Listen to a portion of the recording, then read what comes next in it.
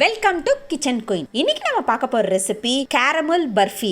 இது வந்து ரெண்டே பொருள் வச்சு தாங்க செய்ய போகிறோம். அது வந்து ரொம்ப காஸ்ட்லியான பொருள்லாம் கூட கிடையாது. வேர்க்கடலையும் சீனியும் தான் வச்சு செய்ய போகிறோம். 1 கப் வேர்க்கடலையும் 1/2 கப் சீனியை வச்சு எவ்வளோ ஒரு மாதம் வரைக்கும் வச்சு சாப்பிட்ற கேரமல் பர்ஃபி நம்ம செய்ய போகிறோம். அது எப்படி செய்கிறதுன்றதை இந்த வீடியோவை நீங்கள் ஸ்கிப் பண்ணாமல் ஃபுல்லாக பார்த்தீங்கன்னா தான் புரியும். வாங்க இப்போ வீடியோக்குள்ளே போகலாம். 1 கப் வேர்க்கடலையை நல்லா தோல் நீக்கிட்டு மிக்ஸி ஜாரில் போட்டிருக்கேன். வேர்க்கடலை மட்டும் அரைக்கும்போது கொஞ்சம் அரைச்சிட்டு விட்டு அரைங்க. ஏன்னா வந்து ரொம்ப சூடாகிடுச்சுன்னா மிக்ஸி அந்த சூட்லேயே வந்து அது எண்ணெய் பிரிஞ்சு வர சான்சஸ் இருக்குது. அதனால் கொஞ்சம் கொஞ்சமாக விட்டு அரைங்க. இப்போ வந்து ஒரு கடாயில் 1/2 கப் அளவு சீனி எடுத்திருந்தேன் இல்லைங்களா, அதை போட்டுட்டு தண்ணியெல்லாம் ஊற்றக்கூடாது. அந்த சீனியே அப்படியே நல்லா கிளறி விட்டுட்டே இருந்தீங்கன்னா அதுதான் நமக்கு கேரமல். இப்போ பாருங்கள் அது எவ்வளோ அழகாக மாறுன்றதை வந்து பாருங்கள். சீனி அப்படியே கரைஞ்சி அவ்வளோ ஒரு அழகாக இருக்கும் அது பார்க்குறதுக்கே. நல்லா வந்து கைவிடாமல் நல்லா கிளறி விட்டுட்டே இருங்க.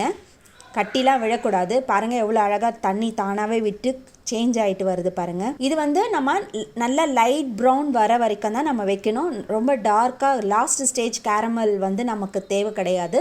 லைட் ப்ரௌன் ஆன பிறகு போதும் நமக்கு. ரொம்ப நீங்கள் டார்க் ப்ரௌன் ஆற வரைக்கும் வச்சுருந்தீங்கன்னா உங்களுடைய கேரமல் பர்ஃபி வந்து ரொம்ப ஸ்ட்ராங்காக ஆகிடும், கடிக்கிறதுக்கு கஷ்டமாக இருக்கும். அதனால் இந்த மாதிரி லைட் ப்ரௌன் ஆன உடனே நம்ம வந்து இப்போது ஸ்டவ்வை ஆஃப் பண்ணிக்கலாம். ஸ்டவ் ஆஃப் பண்ணிட்டு நல்லா இந்த மாதிரி கலந்து விட்டுருங்க.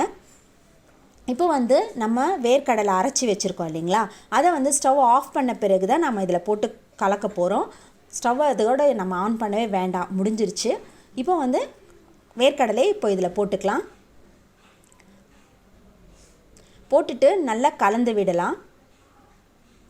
வேர்க்கடலை போட்டுட்டு பார்க்கும்போது இந்த கேரமல் வந்து அந்த வேர்க்கடலை மாவுக்கு பத்தாத மாதிரி உங்களுக்கு தெரியும். பட் நீங்கள் கிளறி விட அது கரெக்டாக இருக்கும். இதனுடைய ரேஷியோ அவ்வளோதான். 1 கப் கடலைக்கு 1/2 கப் சீனி, அவ்வளோதான் இதனுடைய ரேஷியோ.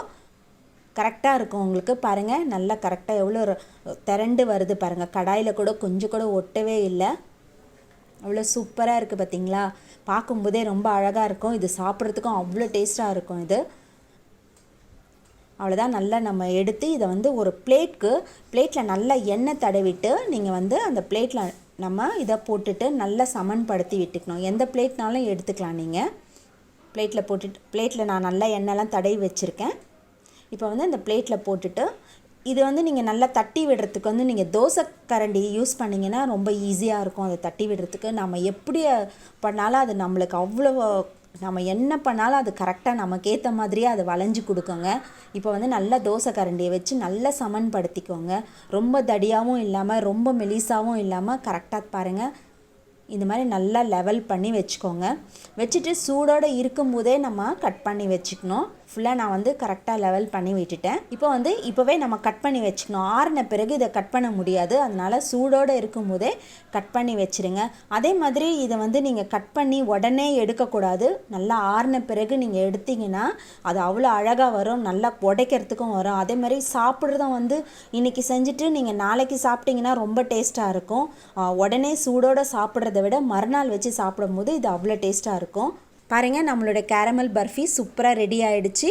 இதை வந்து நீங்களும் உங்கள் வீட்டில் செஞ்சு பாருங்கள். உங்களுடைய ஃபீட்பேக்கை என்னுடைய கமெண்ட் பாக்ஸில் போடுங்க. நம்முடைய சேனலை சப்ஸ்கிரைப் பண்ணாதவங்க சப்ஸ்கிரைப் பண்ணிக்கோங்க. பக்கத்தில் இருக்க பெல் பட்டனை மறக்காமல் கிளிக் பண்ணிக்கோங்க. மீண்டும் உங்களை அடுத்த ரெசிபியில் சந்திக்கிறேன். Until then, bye.